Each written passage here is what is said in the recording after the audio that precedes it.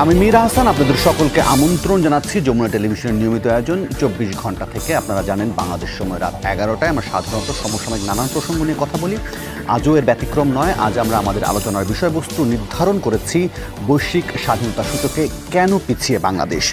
আর এই বিষয় নিয়ে আলোচনা করতে আমরা আমাদের স্টুডিওতে ৩ অতিথিকে আমন্ত্রণ জানিয়েছি। তাদের সাথে একে একে পরিচিত হতে চাই। পরিচয় পর্বটা শুরু করবো আমার ডান পাশ থেকে। আমার ডান পাশে আছেন সাবেক ছাত্রনেতা এবং abnews24.com এর প্রধান সম্পাদক জনাব সুভাষ সিংহ রায়। জনাব সুভাষ সিংহ রায়, আপনাকে স্বাগত জানাচ্ছি আমার ২৪ ঘন্টায়। একই সঙ্গে এই আলোচনায় স্বাগত জানাতে চাই বাংলাদেশ জাতীয়তাবাদী দল বিএনপির জাতীয় নির্বাহী কমিটির সদস্য শেখ রবিউল আলম, আপনাকেও আমন্ত্রণ। এবং একই সঙ্গে এই আলোচনা যোগ করে নিতে চাই জাতীয় পার্টির প্রেসিডিয়াম সদস্য ATU তাজুর রহমান, আপনাকেও আলোচনায় স্বাগত জানাতে চাই। যেই প্রসঙ্গটিকে বা যে বিষয়টিকে আজকে আমরা আমাদের আলোচনার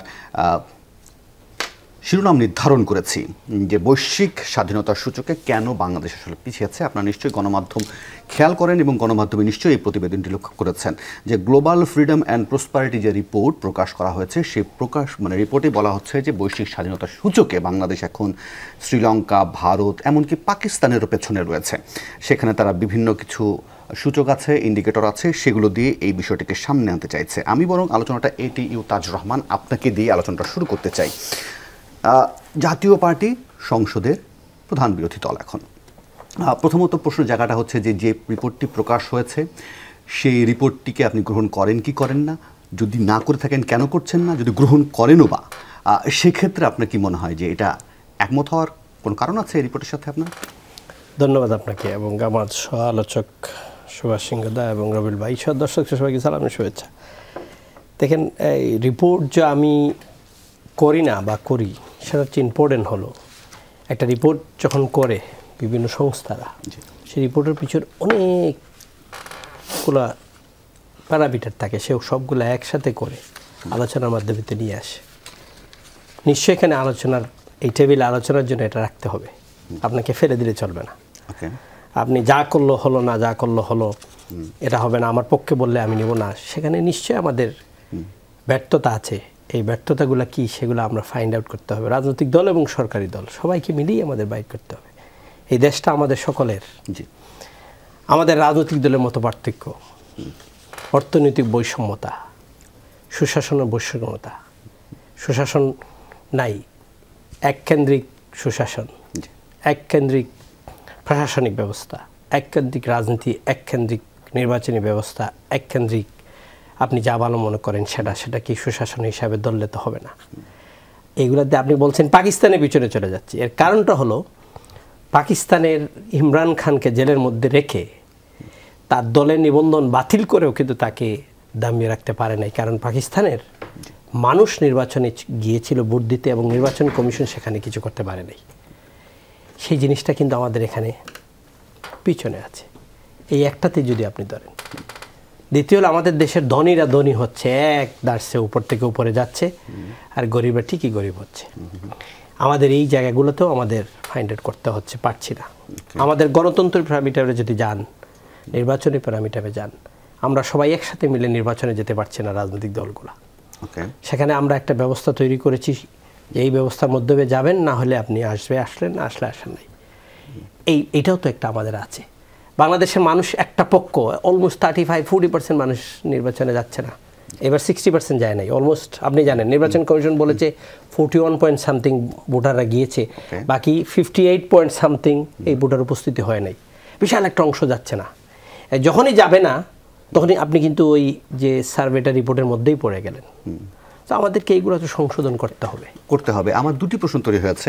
ধরেন আমরা লক্ষ্য করেছি এই বিষয়ে সরকার দলীয় সাধারণ সম্পাদক প্রথমে উড়িয়ে দিয়েছেন এই রিপোর্টকে, বলছেন তিনি মেনে নিচ্ছেন না এই রিপোর্ট, বরং পাল্টা প্রশ্ন ছুড়ে দিয়েছেন যে আমেরিকা আসলে কতটুকু তার ডেমোক্রেসিতে পিছিয়ে গেছে কিনা সেটি তিনি প্রশ্ন তুলেছেন। যেহেতু আপনি সরকারি দলের সাথে না বিরোধী দলের সাথে আছেন, অতএব আপনারা এই রিপোর্টটাকে গ্রহণ করছেন, মনে করছেন যে আলোচনা টেবিলে আসতেই পারে। কিন্তু আপনি কথা বললেন যে এককেন্দ্রিক ব্যবস্থা একটা চালু হয়ে গেছে সব এক জায়গা থেকেই। এই যে এককেন্দ্রিক ব্যবস্থার সাথে 2009 সাল থেকে জাতীয় পার্টি 2024 পর্যন্ত যে এককেন্দ্রিক ব্যবস্থার সাথে যখন সুযোগ পেয়েছে, যখন প্রয়োজন পেয়েছে, এটা সে থেকে গেছে, এটা করেই বা জাতীয় পার্টি কি অর্জন করেছে? এখনো বা জাতীয় পার্টি সংসদ থেকে কি পাচ্ছে? আপনার এই প্রশ্নটা অত্যন্ত ইম্পর্টেন্ট একটা প্রশ্ন। জাতীয় পার্টি 2009 থেকে আছে আওয়ামী লীগের সাথে, মহাজোট করে আসছে। 14তেও ইলেকশনে যাবে না, তারপরে যাওয়া হয়েছে, 18তে গিয়েছে, 24ও যাবে না, যা গিয়েছে। এই দিক থেকে পুরা জাতীয় পার্টিটা বেনিফিটের চেয়ে বেশি হয়েছে কিছু নেতারা। দলের অনেক ক্ষতি হয়েছে, কিন্তু তার সর্বোপরি জাতীয় পার্টি সেই প্রেশার, পাওয়ার বলয়ের প্রেশার, বই শক্তির প্রেশারটা সেটা জাতীয় পার্টি নিতে পারে নাই, শেষ পর্যন্ত ইলেকশনে যেতেই হয়েছে।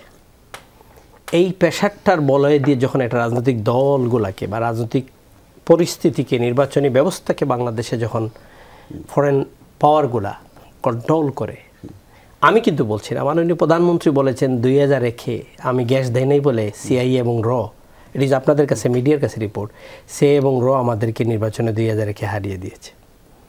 এই পাওয়ার বলয়রা যখন আমাদের দেশে পাওয়ারগুলা খেলে, তখন ছোট্ট রাজনৈতিক দলগুলো অনেক সময় বাধ্য হয়ে নির্বাচনে যেতে হয় দল রক্ষার্থে, দলের রাজনৈতিক অস্তিত্ব রক্ষার্থে যেতে হয়। জাতীয় পার্টি কোন পাওয়ার বলয়ের মধ্যে থেকে আসলে এটার মধ্যে এই নেক্সাসে গেল? কোন পাওয়ার বলে সেটা আমি বলতে পারছি না, দলের চেয়ারম্যান বলতে পারবেন, দলের নীতিনির্ধারকরা বলতে পারবেন। তবে জাতীয় পার্টির একটা পার্সপেক্টিভ ছিল যে এইবার কি নির্বাচনে সব দল অংশগ্রহণ করবে, যাবে, একটা ফেয়ার নির্বাচন হবে। সেই নির্বাচনে যতটুকু আশা করেছিল জাতীয় পার্টি, সেই আশানত ফল পায় নাই। জাতীয় পার্টির অনেক গুড পার্লামেন্টারি, আপনার সাথে যারা এখানে এসে টকশো করেন, আমি দু একজনের নাম বলি, বাদশাহ শামিয়াদা পাটোয়ারি, আমাদের ফখরুল ইমাম, আমাদের কাজী ফিরোজ রশিদ, আমাদের পীর ফজলুর রহমান মিসবাহ, এরা এত জাদ্রেলরা যারা ইলেকশন করেছে, ইলেকশন করে কিন্তু আসতে পারে নাই। কারণ ইলেকশনে যেখানে মনে করা হয়েছে যাকে জিতিয়ে আনা হবে সে আসছে, এতে আওয়ামী লীগের স্বতন্ত্র চেয়ারম্যান ক্যান্ডিডেট যিনি ছিলেন, চেয়ারম্যান প্রার্থী যিনি ছিলেন, চেয়ারম্যান ছিলেন যিনি, ইনিও কিন্তু চলে আসছেন। আমেরিকার ডেমোক্রেসি, ব্রিটেন ডেমোক্রেসিতে যদি দেখেন, লোকাল স্থানীয় নেতাদেরকে স্থানীয় নির্বাচন করতে দিতে হয়, জাতীয় নির্বাচনে পার্লামেন্টে নিয়ে আসে না।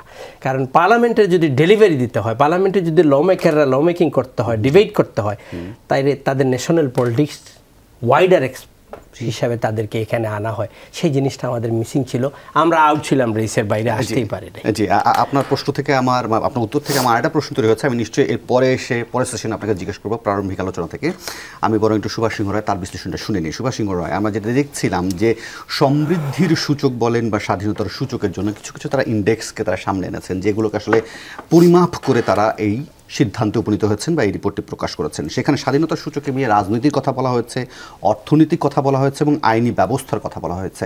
এগুলোর মধ্য থেকে যদি আমি দুটোকেও খুব আলাদা করে বা তিনটিকে আলাদা করে বলতে চাই, ধরেন এখন যে রাজনৈতিক স্বাধীনতার কথা বলা হচ্ছে বা আমাদের অর্থনৈতিক পরিস্থিতির কথা বলা হচ্ছে বা আইনি ব্যবস্থার যে কথা বলা হচ্ছে, সেখানে আসলে এই রিপোর্টকে চ্যালেঞ্জ করার জায়গাটা কোথায় আছে? চ্যালেঞ্জ করাটা খুব জরুরি। অবশ্যই, নিশ্চয়ই জরুরি। আমি এতক্ষণ ধরে একটু তাজ রহমানের কথাগুলো শুনছিলাম এবং একদম খোলা মনে সে অনেক কথাই ব্যক্ত করেছেন। আপনি খেয়াল করে দেখবেন 1955 সালে 5ই অক্টোবর, আজ থেকে কত বছর আগে, সেখানে ঈশ্বরচন্দ্র বিদ্যাসাগর তিনি যে বিধবা বিবাহ প্রথা চালু করলেন, সেই বিধবা বিবাহ প্রথার পক্ষে ব্রিটিশ সরকারের কাছে যে আবেদন করেছিল, সেই আবেদনও মাত্র 46 জন স্বাক্ষর করেছিল। তার বিপরীতে এক সপ্তাহের মাথায় 38,000 ব্রাহ্মণ সম্প্রদায়ের মানুষ আবেদন করেছিল। তাই সংখ্যাতত্ত্বের হিসেবে যদি 38,000-কে যদি গুরুত্ব দেওয়া হতো, ভাগ্যে গুরুত্ব দেওয়া হয়নি, তাহলে আজকে নারী প্রগতির, আজকে যে আমার স্বাধীনতার এই জায়গায় আমরা কোথায় মিলিয়ে যেতাম? না, একই উদাহরণ তো সক্রেটিসের ব্যাপারেও দেওয়া যায়। আমি সেই কথাগুলো আমি বলবার চেষ্টা করছি। প্লিজ। বাংলাদেশ যখন স্বাধীন হলো, তখন দুইজন অর্থনীতিবিদ, একজন হচ্ছে জাস্ট ফ্যালান আর J.R. পার্কিনসন, দুইজন একটা ঢাউস বই লিখলেন। বললেন বাংলাদেশ যদি দাঁড়িয়ে যায়, পৃথিবীর সব দেশ দাঁড়িয়ে যাবে। আর হেনরি কিসিঞ্জারের সেই তত্ত্ব যে বাংলাদেশ তলাবিহীন ঝুড়ি, তাদের সেই অনুমান কিংবা তাদের যে প্রেডিকশন, সেটা কি কোনো কাজে লেগেছে? বাংলাদেশ তরতর করিয়ে গিয়েছে। জি, আমরা কোভিডকালীন সময় আপনার টেবিলে যখন কথা বলছিলাম, অনেক সময় এখানে এসে কথা বলতে পারতাম না, অনলাইনে কথা বলতে হতো। সারা পৃথিবীতে একটা প্রলয় বয়ে গিয়েছে। জি। ঠিক সেই সময় বাংলাদেশে একজন বেসরকারি বড় বিশ্ববিদ্যালয় তারা জরিপ করে বলল হাজার হাজার মানুষ রাস্তায় পড়ে থাকবে, মৃতদেহ সৎকারের সুযোগ থাকবে না। ওকে। অতএব সেই জরিপ কিন্তু কাজে লাগেনি। ভাগ্যি ভালো। 98 সালে একটা ভয়াবহ বন্যা হয়েছিল। আন্তর্জাতিক গণমাধ্যম CNN BBC বলেছিল 10 মিলিয়ন পিপুল মারা যাবে বাংলাদেশে। তখন প্রধানমন্ত্রী ছিলেন আজকের প্রধানমন্ত্রী শেখ হাসিনা। তিনি একটি মানুষকে না খেয়ে মরতে দেননি। অতএব আপনি জরিপ বলেন, যারা জরিপ করছেন তারা কোন উদ্দেশ্যে করছেন, প্রাইমারি ডাটা কি, সেকেন্ডারি ডাটা কি, এটা নিয়ে বিস্তর বিতর্ক সারা পৃথিবীব্যাপী। ওকে, এই বিতর্কের বাইরে গিয়ে আমি একটু বিষয়টা একটু সেন্ট্রালাইজ হওয়ার চেষ্টা করি। ধরেন এইটিও তাজ রহমান যে কথাগুলো বলছেন সেই কথাগুলোর মধ্যে থেকে অনেকগুলো আমরা এই প্রতিবেদনে উল্লেখ বা দেখতে পাচ্ছি। ধরেন এই প্রতিবেদনে এক জায়গাতে গিয়ে বলা হচ্ছে যে জানুয়ারিতে হওয়া দ্বাদশ সংসদ নির্বাচনের মধ্য দিয়ে একটি কর্তৃত্ববাদী দলীয় ব্যবস্থার দিকে শক্তিশালী পরিবর্তন এসেছে। আমি মনে হয় তার এটিও তাজ এর বাইরে কিছু বলেননি, যে এক দলীয় একটা ব্যবস্থা বা কর্তৃত্ববাদী ব্যবস্থা, এবং তারা বলছেন যে আওয়ামী লীগ তার 15 বছর শাসনকাল টিকিয়ে রেখেছে বিরোধী দলগুলোকে যারা আছে সবাইকে বয়কট করে। এই বক্তব্যেরও কি আসলে চ্যালেঞ্জ করা যায়? আপনি যখন একটু তাজ রহমানের কাছে প্রশ্ন করেছিলেন দ্বিতীয় প্রশ্নটি, জি, তাজ রহমানকে ধন্যবাদ। তিনি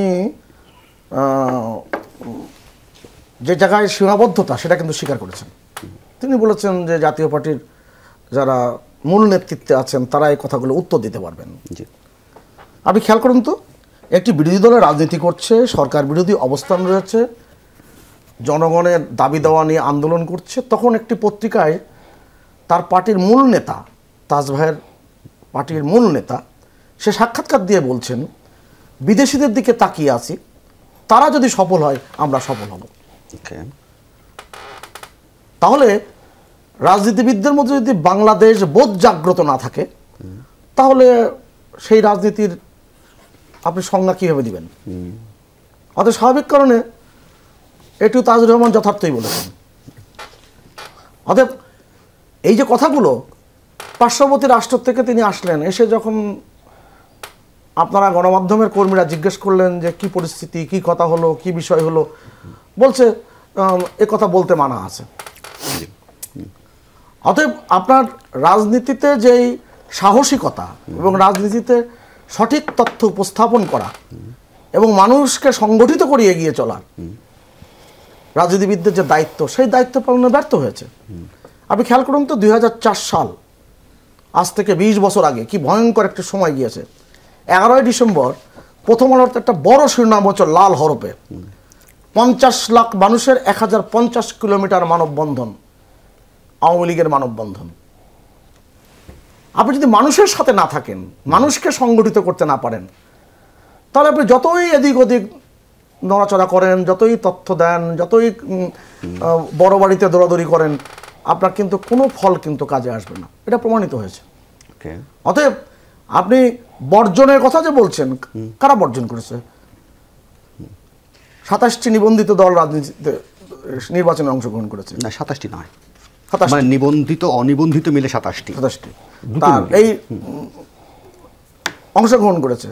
70 নির্বাচনেও তো বলা হয়ে থাকে যে এই তখনকার পূর্ব পাকিস্তানে, অর্থাৎ আমার এই বাংলাদেশের এখানকার দ্বিতীয় বৃহত্তম দল বলা হতো মৌলানা আব্দুল হামিদ খান ভাসানীর ন্যাপ, ভাসানী ন্যাপ।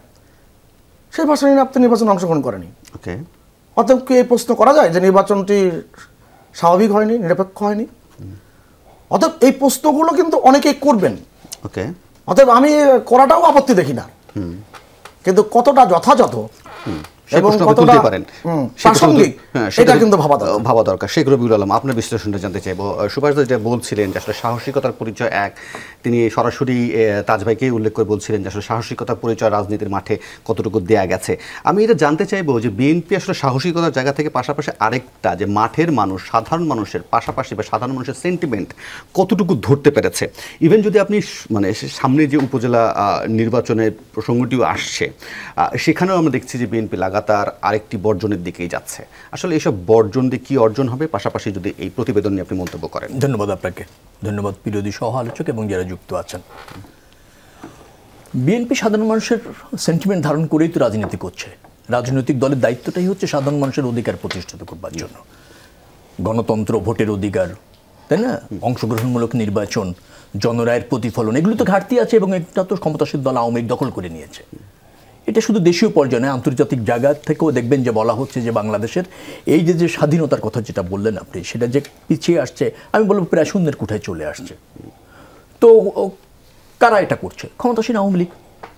আচ্ছা, আমাদের শক্তি সামর্থ্য কমা যাচ্ছে, উনাদের শক্তি সামর্থ্য তো অনেক বেশি হয়ে গিয়েছে, যার জন্য জনগণকে আর মানে তার স্বাধীনতা সে উপভোগ করতে পারছে না। রাষ্ট্রযন্ত্র ব্যবহার করে এত শক্তিশালী হয়েছে যে কোনো দাবি, কোনো প্রতিবাদ, কোনো আন্দোলন, কোনো সংগ্রাম, নিয়মতান্ত্রিক যেগুলি আছে সেগুলি উনরা তো দমন পীড়নের মাধ্যমে নিয়ন্ত্রণ করছে। তো সেটা কি কাম্য কিনা, আর সেটা কি অবাধ স্বাধীনতা কিনা? আর যেটা সরকারি দল করছে সেটাকে স্বাধীনতা বলবেন?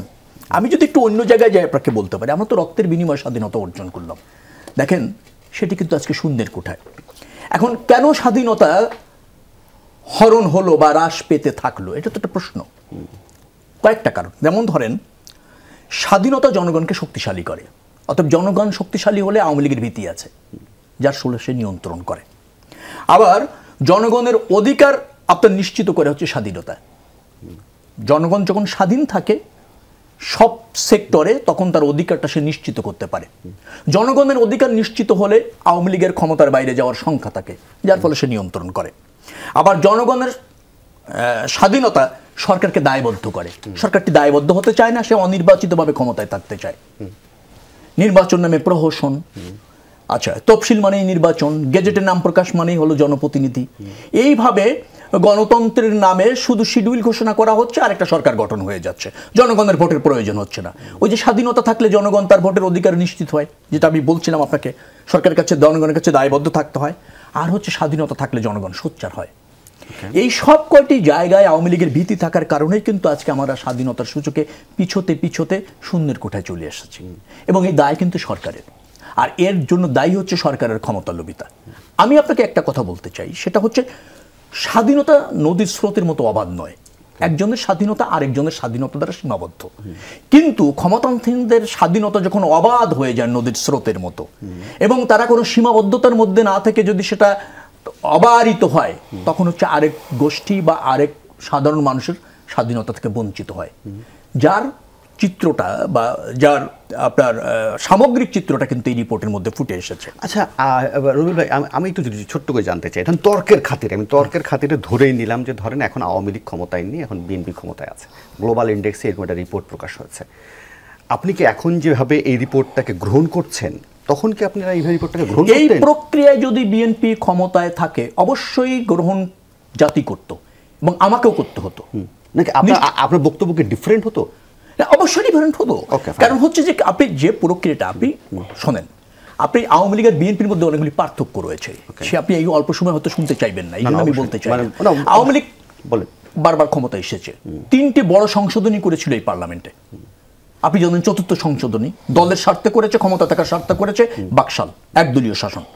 তারপর তারা এসে করেছে আপনার 5ম সংশোধনী, তত্ত্বাবধায়ক সরকার বাতিল করেছে, নিজের অধীনে নির্বাচন করেছে ক্ষমতায় থাকার জন্য, দলের স্বার্থে, নিজেদের স্বার্থে। তারপরে করেছে ষোড়শ সংশোধনী। আপনি নিশ্চয়ই জানেন যে আমাদের যে ইমপিচমেন্টের যে ক্ষমতাটা ছিল, সেই ক্ষেত্রে সুপ্রিম জুডিশিয়াল কাউন্সিলটা বাতিল করে দিয়ে সংসদের কাছে নিয়ে দলের কাছে নিয়ে গিয়েছে। 3টেই করেছে দলের স্বার্থে, নিজেদের স্বার্থে। আপনি বিএনপির জায়গায় আসেন, বিএনপি ক্ষমতা এসে আমি 3টে সংশোধনীর কথা বলি। পঞ্চম সংশোধনী করেছিল বহুদলীয় গণতন্ত্রের স্বার্থে, অর্থাৎ জনগণের স্বার্থে, ভোটাধিকারের স্বার্থে। তারপর আপনি যদি আসেন, দ্বাদশ সংশোধনী করেছিল, সংসদীয় পদ্ধতির সরকার করেছিল। তার মানে হচ্ছে কি, জবাবদিহি সরকার, পার্লামেন্টের কাছে সরকার দায়বদ্ধ থাকবে, পার্লামেন্ট জনগণের কাছে দায়বদ্ধ থাকবে। তার মানে জনগণের স্বার্থে, গণতন্ত্রের স্বার্থে। লাস্টে করেছিল 13দশ সংশোধনী, তত্ত্বাবধায়ক সরকার প্রতিষ্ঠিত করেছিল গ্রহণযোগ্য নির্বাচনের স্বার্থে, জনগণের ক্ষমতায়নের স্বার্থে। তাহলে এই দুটি দলের মধ্যে দেখেন, আওয়ামী লীগ যখন সংবিধান সংশোধন করে দলের স্বার্থে, নিজেদের স্বার্থে। ত্রয়োদশের কথা বললে আবার এই মতটাও তো আছে যে আসলে বিএনপি যে খুব উইলিংলি করেছে তাও তো না, বিএনপিকে করাতে বাধ্য করা হয়েছে। আন্দোলন ছিল, জনগণের দাবি ছিল। আমি আন্দোলন এবং জনগণের প্রতি শ্রদ্ধা ছিল থাকা তো রাজনৈতিক দলের দায়িত্ব। সেটা তো আমরা করেছি, কিন্তু তত্ত্বাবধায়ক সরকার একবার চাইবো আবার বাতিল করে দিয়ে ক্ষমতায় থাকবো, আওয়ামী লীগের মতো এরকম রাজনৈতিক দেউলিয়ত্বের পরিচয় তো দেয়নি। ওকে, নিশ্চয়ই আমি শুনবো, নিশ্চয়ই শুনবো সুভাষ সিং রায়ের কাছে। আমি একটা বিরতি নেই, বিরতিতে যাওয়ার আগেই বরং আমি এটিও তাজ রহমান আপনার কাছে প্রশ্নটি রেখেই বিরতিতে যেতে চাই। আমি ফিরে এসে জানতে চাইবো যে আসলে আপনি বলছিলেন, হ্যাঁ না না ওকে ওকে ঠিক আছে, আমি ফিরে এসে প্রশ্নটা করবো। নেব ছোট্ট একটা বিরতি, ফিরবো একটু পর।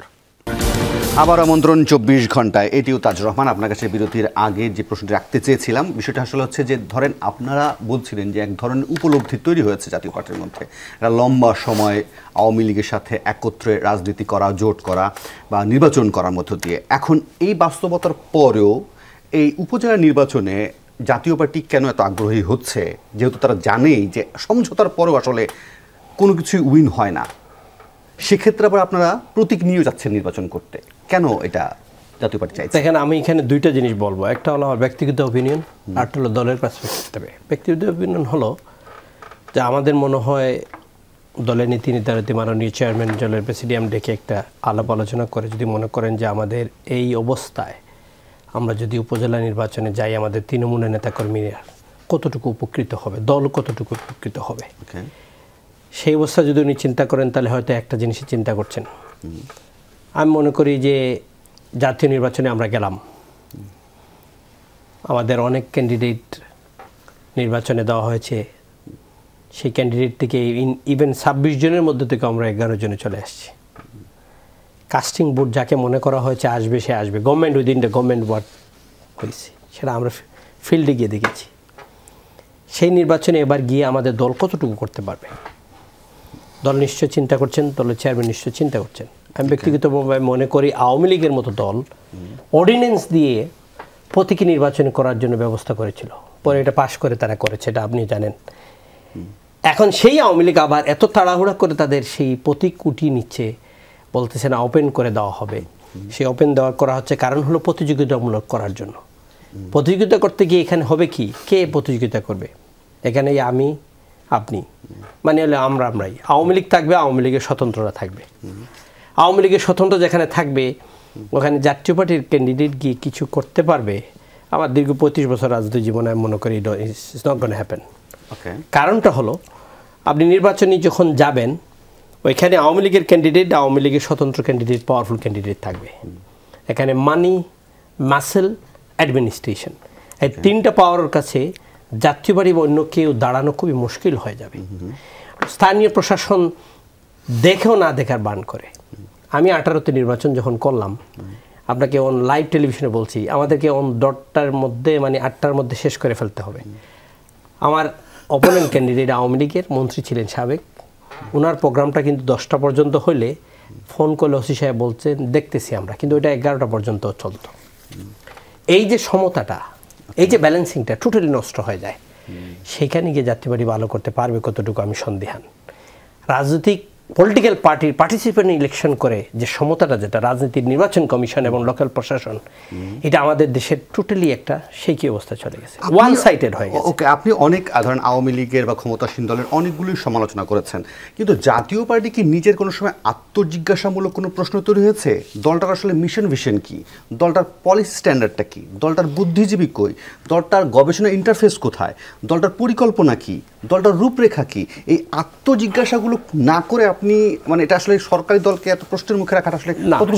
সরকারকে সমালোচনা করা, সরকার কোন কোন কাজে সমালোচনা করব, সেটা আমরা বিরোধী দলরাই করতে হবে, সরকারি দলের লোক করবে না। আত্মজিজ্ঞাসা তো জরুরি। হ্যাঁ, না আমি সেটা তো আসতেছি, আমরা এটাতে সেটা আমরাই করতে হবে। দুঃখের বিষয় হলো এখন মিডিয়া করে না। মিডিয়া করতে গেলেই তাদের উপরেও ঝামেলা তৈরি হয়। মিডিয়াও সেভাবে হচ্ছে না। পৃথিবীর ওয়েস্টার্ন ওয়ার্ল্ডও মিডিয়াগুলো শক্তিশালী হয় সরকারের সমালোচনা করার জন্য, আর আমাদের এখানে মিডিয়াগুলো শক্তিশালী হয় সরকারের প্রশংসা করার জন্য। তা আমরা এই জায়গায়ও আছি। জাতীয় পার্টির আপনি যেটা বলেন ল্যাপস আছে, জাতীয় পার্টিতে ইউনাইটেডলি আমরা নির্বাচন যে ব্যবস্থা, গত নির্বাচনে যাওয়ার জন্য সেটা আমাদের ল্যাপস আছে। জাতীয় পার্টি আমাদের পরিকল্পনার ল্যাপস আছে, এটা নো ডাউট অ্যাবাউট ইট। জাতীয় পার্টি আমরা চিন্তাধারা করে আমাদের সুবিধাভোগী নেতারা, আমি অন রেকর্ড বলতেছি, সুবিধাভোগী নেতারা এই দল থেকে সুবিধা নিয়ে একটা গ্রুপ চলে গিয়েছে, দলটাকে বিভিন্ন পর্যায়ে, স্থানীয় পর্যায়ে দুর্বল করেছে। আর একটা গ্রুপ সুবিধাভোগী আছে, এরা তাদের সুযোগ যখন পায় তখন নির্বাচনে থাকে, নির্বাচনের স্বার্থে থাকে, যখন সুযোগ পায় না তখন নির্বাচনের বিরোধী হয়ে যায়। আমাদের এই জিনিসটা এই প্রশাসনের এবং সরকারের পক্ষ থেকে বিএনপি যখন ছিল তা করেছে, আওয়ামী লীগ আছে 15 বছর তা করছে, আমাদেরকে তাদের সঙ্গী হিসাবে রাখে কিন্তু পাওয়ারফুল সঙ্গী হিসাবে নয়, ক্র্যাকিং করে রাখে। আমরা যেহেতু তাদের এই ক্র্যাকিংয়ে যদি থাকি তাহলে তাদের যে ফর্মুলা, তাদের যে ইচ্ছা, তারা যে আমাদেরকে যে প্রেসক্রিপশন দিবে সেই প্রেসক্রিপশনের মধ্যেই নির্বাচনে যেতে হবে, এই দুর্বলতা জাতীয় পার্টির আছে। জি, আমি তাহলে একটা প্রশ্ন রেখে আমি সুভাষ যেতে চাই যে আপনি যে বর্ণনা করলেন তাহলে এই জাতীয় পার্টির ভবিষ্যৎকে আমি ফিরে এসে আপনার কাছে জানতে চাইবো। আমি সুভাষ সিংহ রায় আপনার কাছে বিশ্লেষণটা জানতে চাইবো, যেটা বলছিলেন যে আসলে আমরা একটু লক্ষ্য করেছিলাম সম্ভবত 2015 বা 14 সময়কার ঘটনা, যে এই তখনই সবাই সমালোচনা করছিল যে তৃণমূলে আসলে প্রতীক নিয়ে যাওয়াটা ঠিক হবে না, যেটা আসলে সংঘাতের, এবং এরপর আমরা লক্ষ্য করেছি যে হ্যাঁ 2015-তে সুজনও তখন একটা রিপোর্ট প্রকাশ করেছিল যে তখন ইউনিয়ন পরিষদ নির্বাচনকে তারা বলছিল বাংলাদেশের ইতিহাসে সবচেয়ে সহিংস নির্বাচনটা হয়েছিল সেই সময়, শুধুমাত্র এই একে তৃণমূলে নিয়ে যাওয়ার জন্য। এখন আবার গুটিয়ে ফেলা হচ্ছে। এখন আসলে কি মানে কোনো কারণে কি আওয়ামী লীগে তার নিজের প্রতীকের উপর এক ধরনের অনাস্থা তৈরি হচ্ছে? মানে কথা কি যদি মন খুলে বলি,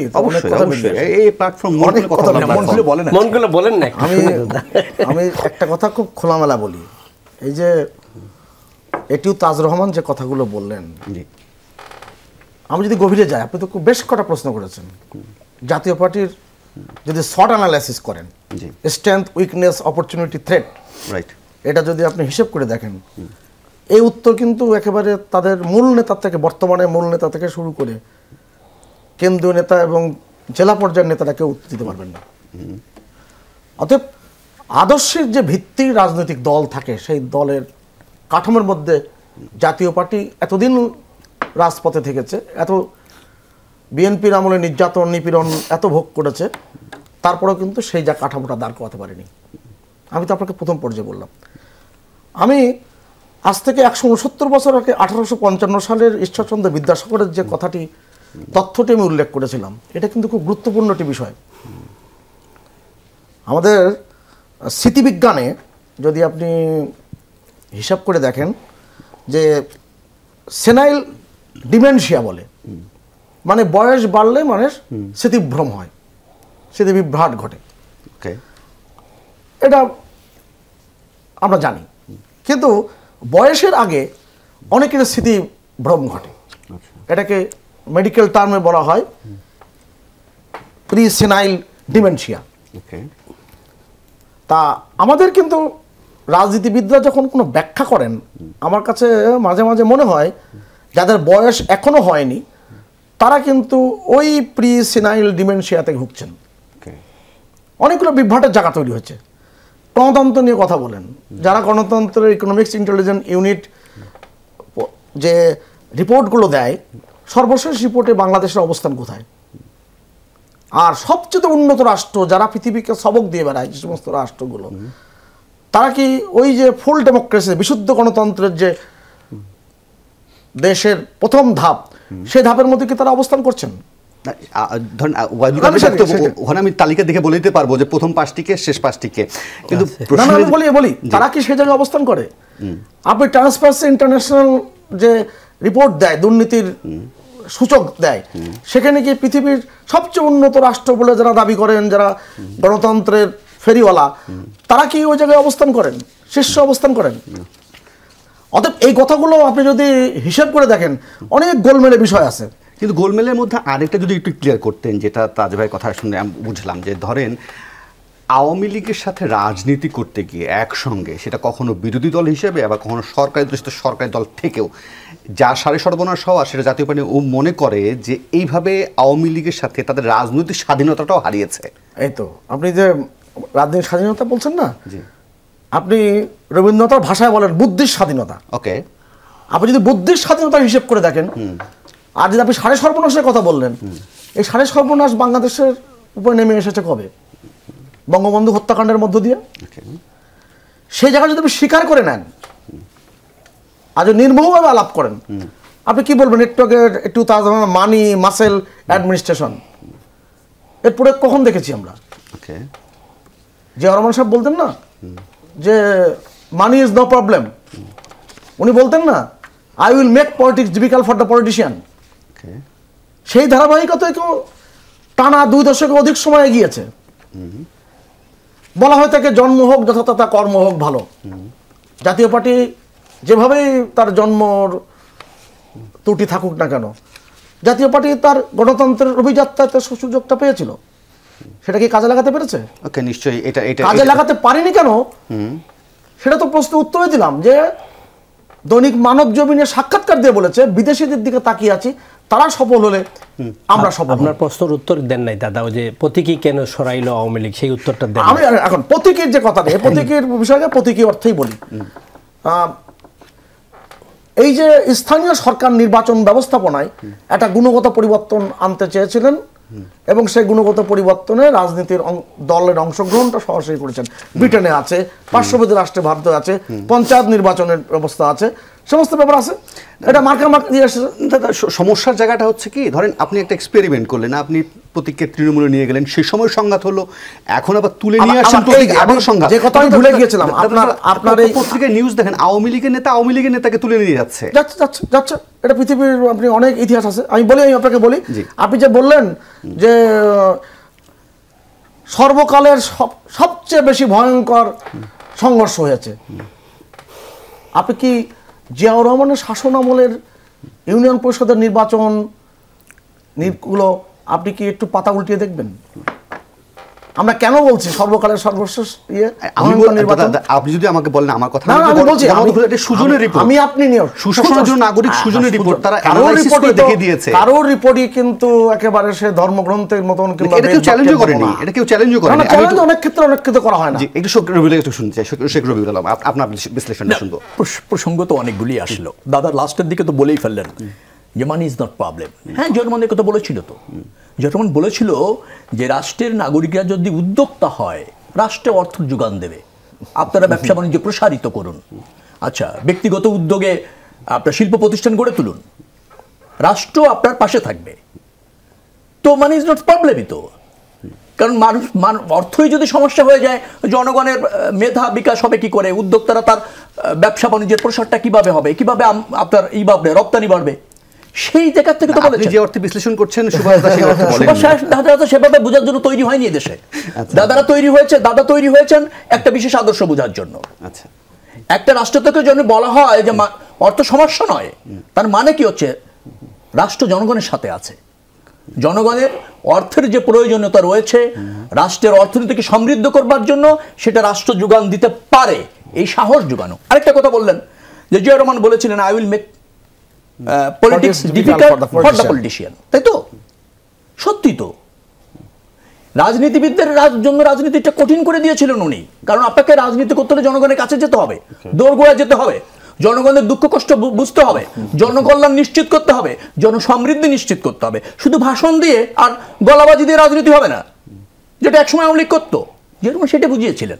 আর বললেন বঙ্গবন্ধু হত্যার পর রাজনীতির গণতন্ত্র নষ্ট হয়ে গেছে। আরে ভাই, বঙ্গবন্ধু জীবিত থাকতেই তো হয়েছে, একদলীয় শাসন বাকশাল চতুর্থ সংশোধনীর মাধ্যমে ছোট ছোট রাজনৈতিক দলগুলো নিষিদ্ধ করে দিয়েছিলেন বঙ্গবন্ধু জীবিত থাকাকালীন। সংকট স্বাধীনতার পরে হয়েছে। হ্যাঁ, আওয়ামী লীগ ৬৬ থেকে ৭০ পর্যন্ত ভালো রাজনীতি করেছে, কিন্তু রাষ্ট্র ব্যবস্থাপনায় গিয়ে আওয়ামী লীগ তো ব্যর্থ হয়েছে, চরমভাবে ব্যর্থ হয়েছে। এবং এদেশের মানুষের রাজনৈতিক চাহিদা, রাজনৈতিক দলের কাছে প্রত্যাশা, সেগুলি পূরণে ব্যর্থ হয়েছে আওয়ামী লীগ, যার ফলে যে রাজনৈতিক শূন্যতা তৈরি হয়েছে। বিএনপিকে এই জাতীয়তাবাদী আদর্শ নিয়ে এসে জনগণের রাজনৈতিক চাহিদা পূরণ করতে হয়েছে, সেটাই হচ্ছে রাজনৈতিক আপনার গর্বের জায়গা।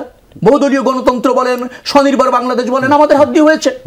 আচ্ছা, এখন আরেকটা বিষয় আপনি চলে আসেন, দাদা যেটা বলছিল, আপনি কি মানে আমার কাছে সময় নিয়ে যেতে চাচ্ছেন? আমি বিরতি নেই, বিরতির পর ফিরে এসে আপনার কাছ থেকে শুরু করবো। নিশ্চয়ই দাদার অনেক কিছু বলার আছে, তার কিছু বলার আছে, আমি একটু বিরতি নেই, ফিরবো একটু পর। আবার আমন্ত্রণ ২৪ ঘন্টায়। শেখ রবিউল আলম, আপনাকে থামিয়েছিলাম আসলে।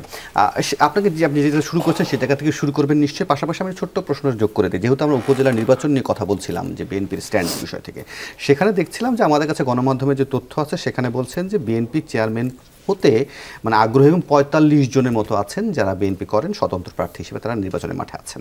এখন দল বলছে যে তাদের বিরুদ্ধে ব্যবস্থা নেবেন, কিন্তু আবার তারাও বলছেন যে তারা স্বতন্ত্র প্রার্থী হয়ে প্রতিদ্বন্দ্বিতায় থাকতে চান।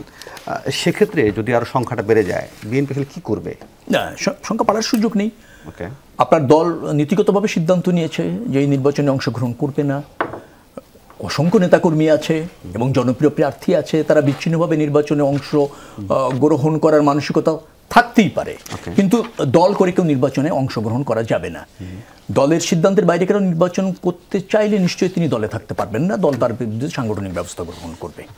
আচ্ছা, এখন একটু আমি দাদার কথায় যেতে চাচ্ছিলাম। বলা হয়েছিল একসময় আপনি তুলছিলেন যে প্রতীকে নির্বাচন হতো না, তাই না? দলীয় প্রতীকে হতো না। আওয়ামী লীগ সেই দলীয় প্রতীকে করেছে কারণে দলীয় প্রতীকটা নৌকা মার্কাটা দিয়ে দিতে পারলে প্রশাসন এবং নির্বাচন ব্যবস্থাপনার সাথে যারা জড়িত ছিল তারা স্থানীয় সরকার নির্বাচনে আওয়ামী লীগের প্রার্থীকে বিজয় করে দিতে সহজ হবে, কারণ প্রতীকের প্রার্থীকে উইন করাতে হবে, নৌকা মার্কার প্রার্থীকে। আচ্ছা, এখন যেহেতু শক্ত প্রতিদ্বন্দ্বী নাই, নির্বাচনে একটা বড় অংশ কি অধিকাংশ রাজনৈতিক দল বর্জন করছে, যার ফলে নিজেরা নির্বাচন প্রতীকটা উঠে গেলে আরো সুবিধা হয় কি, যে উইন করে সেই তাদের লোক, দ্বন্দ্ব সংঘাত কম হয়, সাংগঠনিকভাবে ওনরা বিব্রতকর অবস্থায় কম পড়ে। অর্থাৎ প্রতীক আনা হয়েছিল আওয়ামী লীগের স্বার্থে, এখন প্রতীক ছাড়া নির্বাচন যেটা হবে জাতীয় প্রতীক, সেটা হচ্ছে আওয়ামী লীগের দলের স্বার্থে, শক্তিশালী স্থানীয় সরকার গঠন করার স্বার্থে না, অথবা ধরেন গ্রহণযোগ্য জনপ্রতিনিধি গঠন করার স্বার্থে না, নির্বাচিত করার স্বার্থে না, আওয়ামী লীগের দলের স্বার্থে হচ্ছে, সরকারের স্বার্থে হচ্ছে। কিন্তু আওয়ামী লীগ যাই করছে, ধরেন আপনার নির্বাচনের প্রতীক নিয়ে যাওয়া বা না নিয়ে যাওয়া, তার দলীয় স্বার্থে করছে। তো বিএনপি আসলে কোন দলীয় স্বার্থে সবগুলোকে বর্জন করছে? আমরা জনগণের স্বার্থে করছি, দলীয় স্বার্থে না। আমাদের হচ্ছে যে বাংলাদেশের মানুষের ভোটের অধিকার চাই, গ্রহণযোগ্য নির্বাচন চাই। আপনি নির্বাচন ব্যবস্থাপনাটা যদি বলেন, সম্পূর্ণভাবে সরকার অর্থাৎ আওয়ামী লীগের দখলে চলে গিয়েছে। এক, নির্বাচন ব্যবস্থাপনার সাথে যারা জড়িত, বিশেষ করে নির্বাচন কমিশন এবং ভোট গ্রহণ এবং গণনার সাথে যারা জড়িত, তারা সরকারের নির্ধারিত ফলাফল প্রকাশ করছে মাত্র আনুষ্ঠানিকতা সম্পন্ন করে। আবার আইন শৃঙ্খলা রক্ষাকারী বাহিনী যদি আপনি বলেন, তারা সরকারি দলের প্রার্থীকে উইন করানোর দায়িত্ব নিয়ে নিচ্ছে, যার ফলে তো এই সংকট, জনগণের ভোটে অধিকার নেই, জনগণ ভোট বিমুখ হচ্ছে, রাজনৈতিক দল বা প্রার্থী সমান সুযোগ পাচ্ছে না। সেই নির্বাচনের প্রক্রিয়াটাকে আপনার যেটাকে বলে বন্ধ করে অংশগ্রহণমূলক নির্বাচন এবং জনগণের অবাধ ভোটের অধিকার নিশ্চিত করার দায়িত্ব তো রাজনৈতিক দল হিসেবে আমাদের উপর বর্তায়। সেই স্তর থেকে আমরা রাজনীতি করছি, আন্দোলন করছি, সংগ্রাম করছি। জনস্বার্থ তো আগে, দলের স্বার্থ নয়। আওয়ামী লীগের মতো দল এবং ধরেন ব্যক্তি স্বার্থ তো বিএনপি রাজনীতি করে না। বিএনপি বৃহত্তর জনগণের স্বার্থে, দেশের স্বার্থে রাজনীতি করে। যেহেতু গণতন্ত্র এবং আপনার জনগণের ভোটের ভিত্তিতে সরকার এবং জনপ্রতিনিধি নির্বাচন হচ্ছে ফান্ডামেন্টাল রাইট, সেই অবস্থান থেকে বিএনপি রাজনীতি করছে। আমি যদি একটা বাক্য বলতে পারি ভালো। দেখেন, এই যে স্বাধীনতার কথা বলছেন না, স্বাধীনতা নিশ্চিত করে কিন্তু রাষ্ট্র। আমি একটা বাক্য দেবো, কারণ হচ্ছে রাষ্ট্র যখন স্বতন্ত্রভাবে ফাংশন করে, জনগণের স্বাধীনতা নিশ্চিত হয়। আমাদের দুঃখের বিষয় হচ্ছে রাষ্ট্র, সরকার, আওয়ামী লীগ একাকার হয়ে গিয়েছে, যার ফলে জনগণের স্বাধীনতা দিন দিন খর্ব হয়ে সুন্দর কোটায় চলে আসছে। আচ্ছা, আমি একটু তাজরহমান আপনার কাছে জানতে চাইবো যে আমি অনেক গণমাধ্যমে দেখছিলাম, তাদের বিশ্লেষণটা এরকম হচ্ছে যে গত 15 বছরে বিশেষ করে জাতীয় পার্টি আওয়ামী লীগের সাথে নানানভাবে নির্বাচন করতে গিয়ে তারা এমন দলের কাছে বা এমন দলের চেয়েও কম ভোট পেয়েছে, যেটা আসলে প্রশ্ন যোগায়। কারণ হচ্ছে উত্তরবঙ্গের একটা বেল্ট আছে যেখানে হচ্ছে জাতীয় পার্টিকে এটা বলা হয় দুর্গ, বা জাতীয় পার্টি অনেকগুলো আছে। এখনকার দিনে অনেকেই বিশ্লেষণ করেন যে এখন যদি জাতীয় পার্টি যে অবস্থার মধ্যে দিয়ে যাচ্ছে, তাকে অনেক বড় প্রতিদ্বন্দ্বিতার মধ্য দিয়ে যেতে হবে। এরকম একটা অবস্থার মধ্যে থেকেও কেন জাতীয় পার্টি তার অবস্থান স্পষ্ট করতে পারছে না? সে কি করতে চায়, কি অবস্থাটা একটু কি পরিষ্কার হচ্ছে? আমি এই জায়গাতে একটা জায়গায় আসি। জাতীয় পার্টি ক্ষমতা ছাড়ার পরে 91-এ নির্বাচন করেছে, সমস্ত নেতারা জেলে ছিলেন, এরশাদ সাহেব সহ। আমরা 35টি আসন পেয়েছিলাম, কোনো জোট, কোনো কিছু নাই। এক্সট্রিম যত ধরনের অত্যাচার নির্যাতন ছিল জাতীয় পার্টি ছিল। আসেন 96-এ, এরশাদ সাহেব জেলে ছিলেন, 5টি আসন থেকে জিতলেন, আমরা কিন্তু 32টি আসনে জিতলাম। আসেন এবার 96-এ, আমাদের 2001-এ আমাদের দল এককভাবে নির্বাচন করে আমরা 14টি আসনে জিতলাম। আসেন 2008-এ আমরা মহাজোট করলাম আওয়ামী লীগের সাথে। এটা ইতিহাস তো জানে, বাংলাদেশের মানুষও জানে। আমরা আসলাম 27টিতে, আমাদের সাথে কিন্তু 50টাতে নেগোসিয়েশন হওয়ার পর, ইলেকশনে যাওয়ার পরেই কিন্তু 30টা দেওয়ার পর বাকিগুলো ওপেন করে দেওয়া হলো। 2014-তে 35টা, 2018-তে হলাম 23টা, 2024-এ ওরা 11 জন, আমরা চলে আসছি 11 জনে। আমরা জোট করে বৃহত্তর একটা শক্তির সাথে তাদের রাষ্ট্র ক্ষমতায় যাওয়ার জন্য যত রকমের যত ফর্মুলা, দলকে ইউজ করা, আমাদের দল সামনে যাওয়া, সব হয়েছে। বিনিময়ে বেনিফিটই দেয় Awami League, they're in power. আর আমাদের সাংগঠনিক দুর্বলতা, দল থেকে বারবার নেতা কর্মীরা। এমনটা কি নয় যে আপনারা ভোটহীন ক্ষমতার মজা পেয়ে গিয়েছেন, যার কারণে আসলে এই সবগুলো দেখছেন বা বসে বসে? আমি আপনাকে বক্তব্যের প্রারম্ভিকে বলেছিলাম যে আমাদের দলের কিছু নেতারা আছেন যারা তাদের এমপি হইতে হবে। হুসাইন মোহাম্মদ এরশাদের সময় এমপি ছিলেন, মন্ত্রীও ছিলেন, নেতা উপনেতা সব কিছু হওয়ার জন্য তাদের স্বার্থের প্রয়োজনে দলটাকে বারবার এমন একটা জায়গায় নিয়ে যাচ্ছেন, দলের অনেক নেতাকর্মী আছে চুপচাপ হয়ে যাচ্ছে, অনেক নেতাকর্মী ছিটকে পড়ে যাচ্ছে, অনেকরা ডান বাম চলে যাচ্ছে, অনেকে রাজনীতি ছেড়ে যাচ্ছে। এটা হয় কি, যখন বেশি দিন রাজনীতি করার পর দল যদি সঠিক সিদ্ধান্ত না নিতে পারে, নেতাকর্মীরা যেটা হয়, আমাদের দুর্গটাও কিন্তু সেই জায়গায় নষ্ট হয়ে গেছে। অসংখ্য ধন্যবাদ। সুভাষ সিংহ রায়, আপনার বিশ্লেষণে জানতে চাইবো, সংকট যে শুধুমাত্র আওয়ামী লীগ ছাড়া অন্যদের মধ্যে আছে তা কিন্তু না। অনেকেই বলছেন যে যা পরিস্থিতি তৈরি হয়েছে, আওয়ামী লীগ এখন রাজনীতির মাঠে বলেন অনেকটা বন্ধুহীন, অনেকের এই অভিযোগটাও করেন বহির্বিশ্ব বন্ধুহীন। অন্যের জন্য সংকট করতে গিয়ে আওয়ামী লীগ নিজের জন্য অনেক বড় সংকট তৈরি করে রেখেছে।